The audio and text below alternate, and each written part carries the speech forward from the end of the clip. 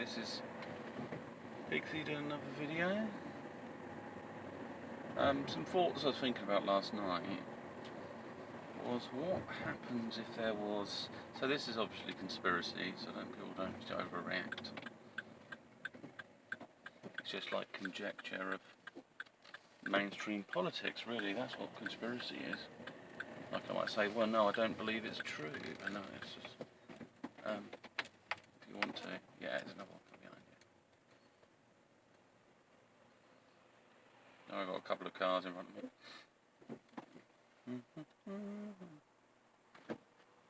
It was just how long it took for the Brexit to get underway, and we're still not really fully out of it. It's still tied up the UK to the Brexit. Now, what do we know about the coronavirus? Well, according to its genome sequence, it's probably existed for the last 10 years. But that only means that its parent viruses that helped to create it was the fusion between the two came 10 years ago. So there is some kind of engineering in place, whether that's natural or not. But then again, after humans discovered the virus, they're going to make some unnatural changes by taking it out of one environment and putting it into another environment, which it might flourish in, like you start doing trials on humans and things it wouldn't normally. I mean, the other thing is with things like bat droppings and stuff, they would be used as fertilisers, probably used for medicinal reasons. They'd look into it. So these Chinese medicines, they might see that as something, because they're seen as lucky bats in Chinese culture. But you know, if this is what they are for luck, this is unusual. So maybe they're punishing the unlucky. Well, you're unlucky if you get the virus, I guess. So there's maybe potentially some engineering, but it could also be with the suggestion. Now, it's easy probably to blame someone like Asia because of the situation. They might say, well, yeah, look, because of they being so sort of they've been so secular and haven't been so open that they've allowed the situation to sort of fester and grow like a fire, just ignored it. And to be honest, it could exist for a long period of time, just in villages and other places, and because it's in the old people that die, and there's a lot of people that are asymptomatic. So if you went to a village and a lot of people have the same sort of genetic profile, a lot of them could be asymptomatic, and a small percentage of them dying, and it's probably not going to be openly reported. It's going to be maybe quashed. It might say, well, it's old age, it's whatever, you know, he's got the flu. You know, might be poor practicing doctors that wouldn't look further. It's only because one chap said, hey, there's something else going on here, because of his experience, but then he was seen as the enemy of the state because he started speaking openly, or at least warning people. He wasn't saying go and tell everyone. He was just saying, look, be careful, something else is going on here. And it was how it reflected upon the particular country, obviously, and the and how it could be managed and controlled was the issue. So that's usually problematic anyway. So talked a bit about the virus. The origins, I mean, it could have been weaponized, basically, and whether it was a natural selection of weaponization, because there are people that scour the world for different viruses. And if you wanted to engineer a different virus, all you have to do is infect the same host at the same time with different viruses, and then potentially the outcome of that is that they may produce a virus. Well, if it's effective, it will make them very ill, or it bring about new symptoms, and then you know you've actually created something new. It's a bit like at the moment, because even though there's set rules, and might say, well, you can't do this, and you can't, like infection, like that, you can only infect a certain animal, or you can't just mix the two to get together. But then it may be unnatural if you inject a virus into someone's body, so you can create this unusual situation. It's a bit like I was, one of my plant experiments is I've grown, it was basically, it flowers so rarely, but I managed to make it flower more than several times in a year, and that was a peyote's Williams or something, Williams the Third or something, I don't know, something. But it basically is a cactus, a very round cactus, and it grows lots of little pups around the bottom of it, so it looks kind of like bobbly basically, and it flowered twice in a year. So first I tried to I try to inseminate, I guess, um, to fertilise it, and yeah, anyway, to propagate it, and it nothing really happened. But then the second time, I took a flower. I did try to use its own pollen on it, but I took a flower from a separate plant that was also grown in a pot, and I put them together, and now we've got this something. I'm just not too sure at the moment. It's just like a little green little thing at the moment. I'm not too sure how they particularly grow, but it doesn't seem genetically. It seems a little different at the moment than what I'd expect, especially when it's a little round ball to appear there. But what I've got there is just a little kind of rod that's coming growing upwards. So only possibly it could be another plant altogether. But I took the seeds and put it in this particular um, little kind of seed, I guess seed tray I could call it, to try to grow the seedling. So with that kind of, the thinking is behind that is that it wouldn't be a match typically from nature, but it's not impossible. And maybe for humans, that as long as they got the same genomes or some similar characteristics, there can be a way to cross them over, because they pair up what in life, we guess we pair up with our commonalities, common gene links as a way to stick it together. And there's several different outcomes. We'll either get ones that where it won't be they'll be sterile, so they can't reproduce. They might be ones where they're able to reproduce some hybrid offspring, or it's non-viable. The seed, it dies before it could even be created, sort of thing. The seed's there, but genetically it just can't get started. Because it's more complicated now, it has to switch genes on to activate, because it will have other genetic material from other plants.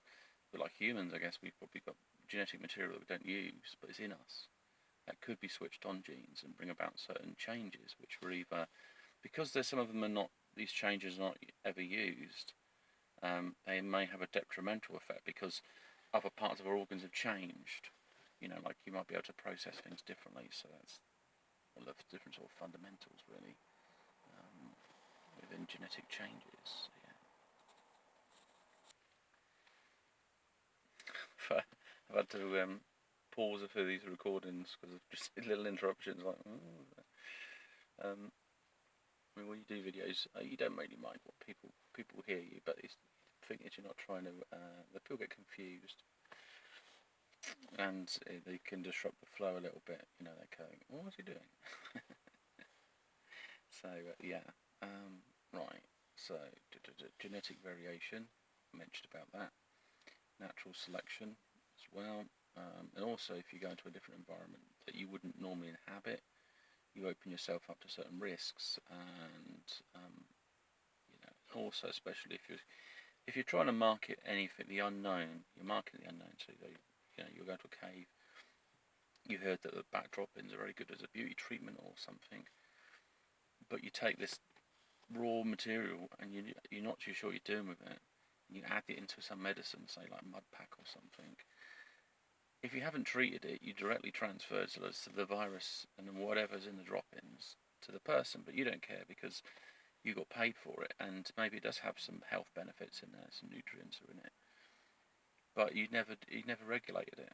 And you got a place like, maybe to be fair, China don't have the same regulations that other people do in the world, and it helps them sometimes economically. They're quick and adaptable, but they also sometimes plays out to certain risks as well, and that might be a factor there. We're not saying there's no risks in the UK, because once somebody approves something, they might say, well, the science supports it, and yet later down the line, a health issue occurs or something, and then they have to withdraw the whole product, and like they've had with caused birth defects and things like that, or some stuff like that happened in the past. It was quite serious. And they killed a lot of people, test subjects. So the West by no means are better, but they do have a different approaches. It's just that if it's not regulated, it's also not recorded, and if it's not recorded, it's not necessarily measured, and so it can go off like a wildfire that's unnoticed, and that's probably the issue I'd have there. But then again, if you take the unknown, I mean, like I mentioned that as an example of the product. You might only be looking at nutrients. You might not be looking for a potential viral transfer. So you don't, you know, even if you did the science, you'd only be looking at one something, but you won't be looking at everything, and that could be an issue. And so tying into what the Brexit, it was strange that it took taken so long, and then the virus is now being used as a kind of economic club. So lockdown, lockdown, lockdown. So eventually the economy is going to crumble. So in a place like UK has got some financial issues, and then they're going to turn to their neighbours, which is Europe, and then they're going to say, well, we told you so, or do this and do that. You know, so it's setting us up to fail. And so the idea really is that the other economic structures in countries end up getting amalgamated into one, and that's possibly what's happening with Europe. And it also, the money ties into government, which is happening with this like bit currency, digital currency, is that you can just switch the money on and off, or you could, you know, basically, say if I go to a different country and it hasn't been approved for me to go to that different country, my finances could be switched off, so I'd have to go back. I don't know where I can access my finances because my geolocation is plays a part in the currency transfer, or I might be restricted, or you know, if this is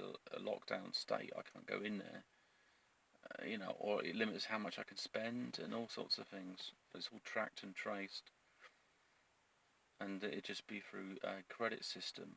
And the other thing about austerity, so we get these loans and you get a massive amount of interest, but then you're told, well, say you'll get less interest if you pass in gold, because that is a physically backed currency. So eventually the state becomes impoverished anyway, just a shell, because any true value in there has been removed, and it's on this credit note system whereby it's given like paper money. You know, we will pay you X amount of credits, but we will manage your finances. That's how it works. So it plays into that narrative through panic and fear, which is easily used, and it's just the timing of it as well, where the virus come in, the Brexit, decisions that are being made. They say it's from the science. Reality is the science doesn't manage. Science presents information for you to manage it.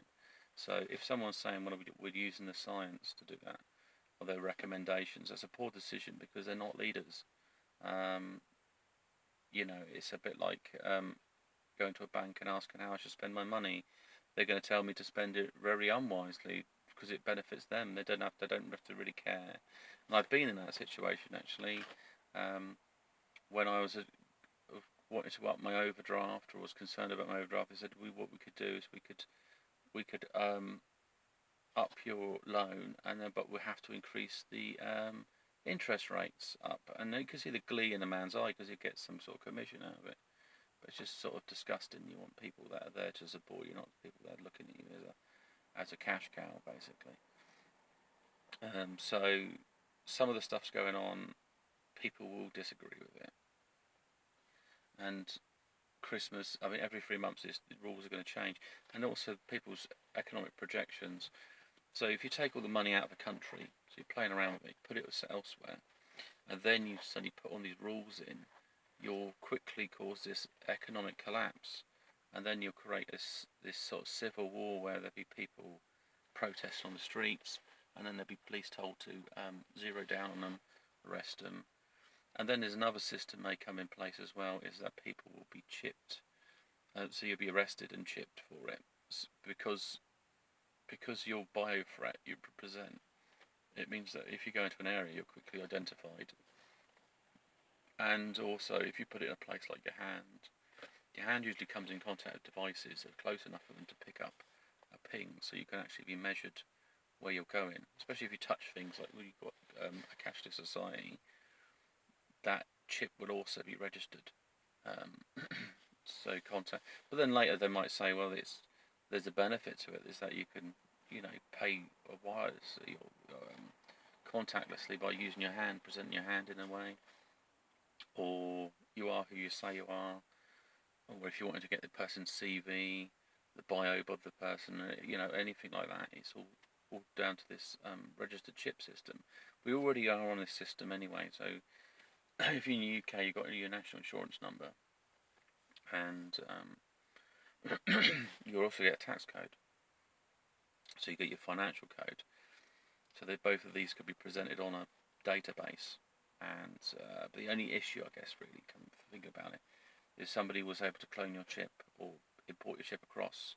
You could be someone who looks like you, and then you give them that details, and then they could actually masquerade as you.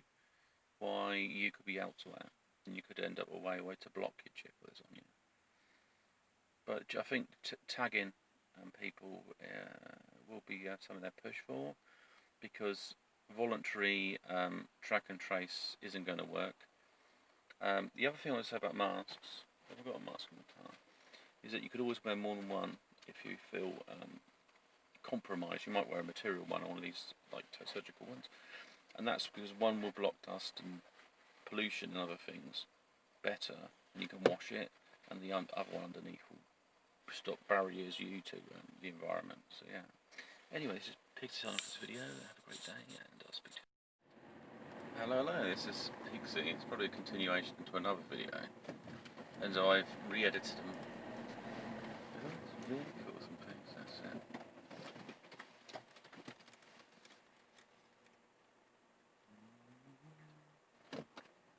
Okay. So, oh yes, because it's a school run. It's now a lot busier since some of these lockdown restrictions have come out of play. So the other thing I was thinking about today, just as I was filling up petrol, I was thinking about sort of for the virus, the COVID, is that during the winter months, so at the moment we've got social distance between people, but to be honest, you might have to have areas you don't go for a while. If people believe the virus is real, or all these other theories about viruses, let's say you went to the mall and it's winter time, there's low UV light, somebody's coughed into the air, and now the mall's got a cloud of COVID that's spread around the mall. It's not going to really matter that you're a distance from the person, because nothing's going to kill the virus when it's outside the body. And if it can stay out there for 3 days, so say the same few people went in there, it's a family group, and they sort of spread a load of the virus up, it made it airborne, then you've got the issue of what do we do with that? Because now that mall has become symptomatic of COVID. If anybody going in there, the cases is going to start rising. So technically it needs a kind of, not necessarily a deep clean, but it also probably needs something to do in the environmentally, like to be sprayed something. You know, like on airlines, they spray something to decontaminate the craft if you're going from one region to the next. So you might have to have something like that in there, or some sort of spray. It might sound a bit crazy, but it's like if you go to the toilet. If a virus can go into fecal matter, you're going to need to a block of toilets that stinks. You know, on a few occasions I've gone to some of these public toilets, I've had to clean them up before I could use them, which is gross. But if you're desperate to go to the toilet, you feel, oh my god, you know, it's like somebody sat on the toilet who hasn't washed probably for a month. It sounds disgusting. I can't recalling it now. I thought he went a toilet on the toilet, but actually realised it was the shape of his body, so it was something else. So yeah, so basically there might be what you call kind of like no-go zones, maybe the hot zones for the virus. It's just if there's a lot of cases in an area, then avoiding that area is better, because basically the odds are higher because there's more potential people who are infected in an environment where the virus can survive. So it's not just the amount of people who've got cases, it's also the amount of area that something's used, an area. Like if I was out in the country and I cough in a place like a barn and nobody hardly goes there, then an airborne virus in the winter time isn't going to be the massive problem there. Not unless, you know, you've got loads of visitors coming in and going, and potentially there's the exposure. But it's so low, and it also it comes back to general health. So if you're susceptible to virus infections and you get very ill from things, then you might want to take extra precautions. And that precaution could be to have, we might even wear 2 masks. I've never tried it actually. I might have to try it. If you put 2 masks on, is that a doable thing? It's just if you're in an environment where it's an infection. Like if I had a loved one that I had to sort of see to, and they've got COVID and they've isolated themselves, I might want to take a few extra precautions to make sure I don't get it. And the only thing I would do is protect my breathing part of me and wash my hands after I've sort of gone into their area. But yet again, you want a well ventilated environment. If it's in winter and it's in their bedroom and they've been coughing and all sorts, then the whole bedroom is the infection. It's not just the individual anymore. They've actually dominated an area. So it's the area effect of something. You know, this is the issue what we have with like radiation, where because people can't see it, they don't think it's a problem. But then later down the line, it turns up and causes all sorts of havoc because they've been exposed to particles that didn't even realise. So another key factor is also exposure. So if you went into a room with an affected person, you spent a few hours in there, then you're more at risk of a more severe infection, because you've basically taken this virus into your body and it started to build up, and you've just put a nice lining all over your lungs, and now it's going to start working on them. Then your immune system will go, what the hell's going on? You know, something's causing this damage, and then it starts attacking it as well. So the only way you can get it out is remove it. So it burns it, tries to sort of almost burn it out, I guess. So anyway, that's the thoughts on there. Other thoughts? There was something to do with. I mean, yeah, that's right. Because they've got stuff about 5G, and I've been looking at some of these like big masts they've been putting up, and I'm also thinking, I wonder if that can block. Like people talk about ascension, consciousness, and there are some stuff going on because I'm more spiritual than I've been any other part of my life. I can sense. I know I've been doing lots of meditation, and maybe I've been doing it a different style, and it's brought different things. Like, you know, if you do different yoga, you're going to get different benefits. And now it's opening up these other little avenues in my head. So sometimes you see these kind of religious pictures, and you see like halo, or you might see like a divine heart. These are kind of areas to practice on, or even when people lotus flowers in their palms. Focus your energy in that palm, just that sensation. Do that for so many. If you can do that for 20 minutes to half an hour each day or longer, just focus on it. You'll start to increase neuroactivity in that area, and then other spiritual benefits that come from that. You might start sensing your abilities, because the wiring goes into the brain. If the brain's connecting to energy that it doesn't normally access, it's like your nervous system. I mean, you can amp it up, ready to do something, or you can learn to relax it. So if you have an array of abilities around it, subtle ones, they're not like you're going to, you know, teleport or send a fireball out your hand or something. Not to the best of my knowledge, but there's more of a subtle influence like that, like healing. If you got that, or the reverse of that. If you could drain someone's energy, or drain energy from the environment, it means that your body can accumulate certain neurological energy. It could also mean that your body might not suffer from certain disorders that are considered autoimmune, but it's sort of hyperimmunity sort of reactions, and it's the kind of cannibalistic mechanism as well. So our body recycles itself and will attack old dead flesh and other things that start becoming anomalies because they're out of sync. So you're improving the relationship internally, and that's may key in merit. And also, like I mentioned, you might access other abilities mentally that you didn't have before. Like, I don't know, like for example, if you picked up something, you could taste it before you even ate it. You'll be able to pick up on certain frequencies of energy and associate its flavour if you knew its food. But these would be subtle abilities and perceptional abilities, which might be hard to measure. Apart from the reaction of your body, you'd have increased, I say, electrical activity. So if you move forward, that's it. Knock it out of the way as well. I don't want to hang around, that's it. Lovely. So yeah, I've got to stitch some videos together, so I do apologise if some of it's like always gone one subject to the next. Yeah, so I was just going to say about the mast, maybe they could block forms of ascension because there's too much frequency, or you could do the reverse. You could stimulate certain genetics. I mean, people said about this kind of deep conspiracy theory in the virus. You could try to amplify the virus. You're basically sending out this frequency to, well, if you try to control it, it'll probably backfire.